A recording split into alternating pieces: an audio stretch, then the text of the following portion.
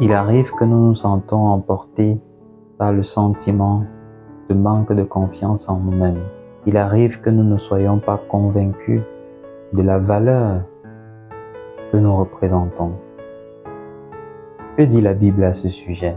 La question de l'estime de soi revient à plusieurs reprises dans la Bible.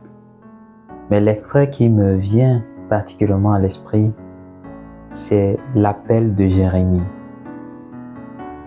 Quand le Seigneur appelle Jérémie dans le premier chapitre du livre de Jérémie, celui-ci répond au verset 6. Seigneur, je ne sais pas parler, je suis un enfant. Jérémie reçoit l'appel du Seigneur, mais Jérémie estime qu'il n'est pas à la hauteur. Jérémie estime qu'il n'a pas la compétence pour parler.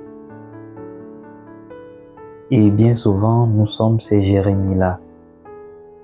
Nous ne nous sentons pas suffisamment beaux, pas suffisamment éloquents. Nous nous sentons diminués, moins que les autres. Alors le Seigneur va dire quelque chose de réconfortant à Jérémie. Toujours dans le premier chapitre du livre de Jérémie, au verset 8. Ne crains pas, car je suis avec toi. Ne crains pas, car je suis avec toi. Oui, bien-aimés dans le Seigneur, lorsque nous nous sentons dévalorisés, lorsque nous avons cette image diminuée de nous-mêmes, cette estime faible de nous-mêmes, rappelons-nous que ce qui fait véritablement notre valeur en tant que personne n'est pas d'abord la somme de nos accomplissements, mais c'est parce que nous sommes image de Dieu.